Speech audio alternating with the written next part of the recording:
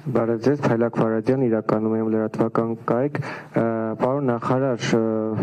ես երկու հարց ունեմ, բայց քանի որ ասվել է, որ մեկ հարց պարտքի վերաբերյալ չեմ հնչեցնի, ձեր հայտարարագիրը առաջացրել է ուսումնասիրություն առաջացրել է մի խումբ փաստաբանների մտահոգությունները, մասնավորապես վերջերս էլ Արա Զորաբյանն էր գրառում արել, ըստ որի ձեր նկատմամբ հնարավոր է քրեական վարույթ հարուցվի, մասնավորապես անտոկոս 0%-ով վարկ ստանալու, քերո անունով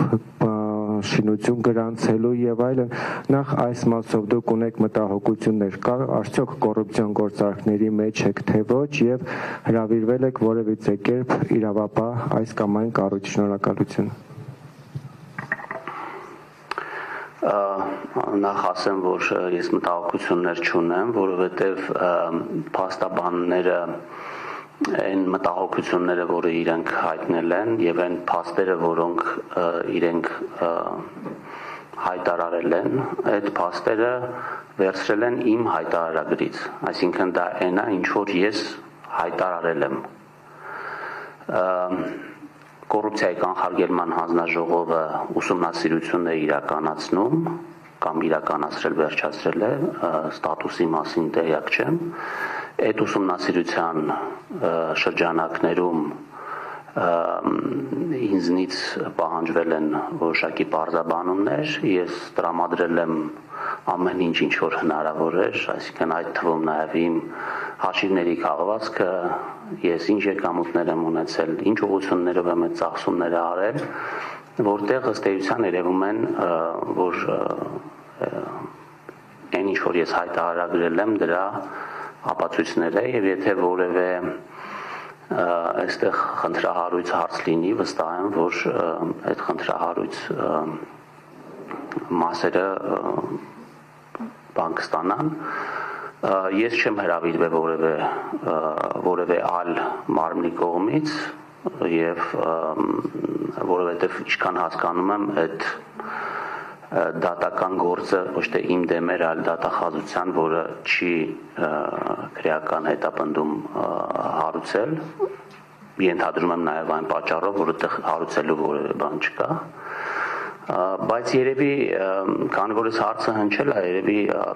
լավ կլինի, որտեղ այդ հարցը ինձ շատ են տալիս, էլի անտոկոս վարկ ստանալու եւ այլնի հետ կապված կուզենայի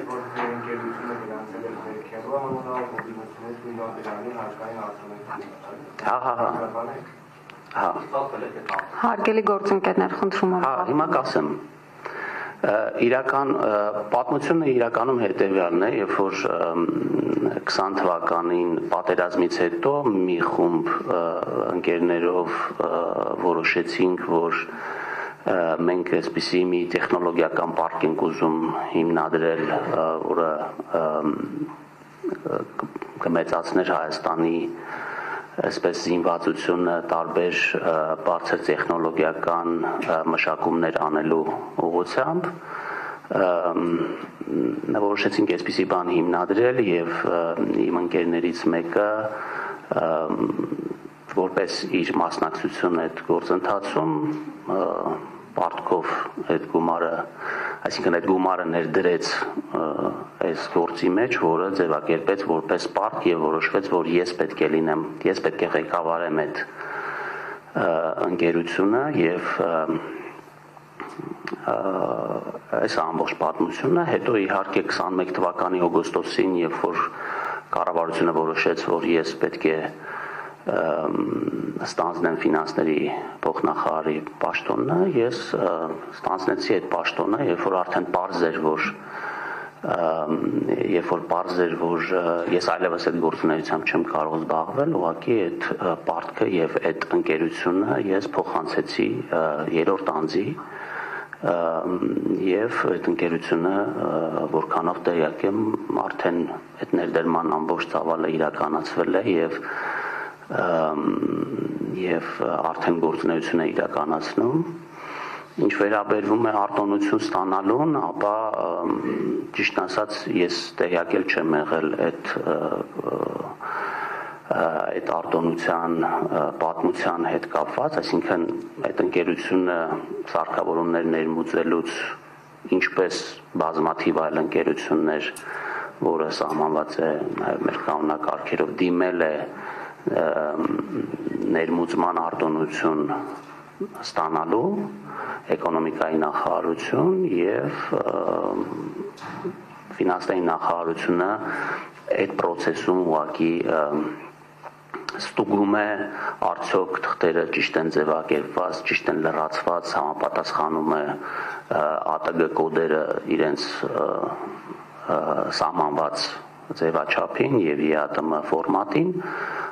եւ ստացել է այդ արտոնությունը բազմաթիվ, եթե չեմ սխալվում, 50-ից ավել ընկերություններ ստացել են եւ այստեղ sense ասենք կառավարությունը հայեցողական որոշում կայացնելու հնարավորություն չունի, որտեղ հստակ սահմանված է, թե ինչ ապրանք ներմուծելու համար, ինչ չափով, ինչ արտոնություն կարող են ընկերությունները ստանալ եւ եթե չստանար այդ ընկերությունը այդ արտոնությունը, դա խախտում կլիներ այդ կարգերի եւ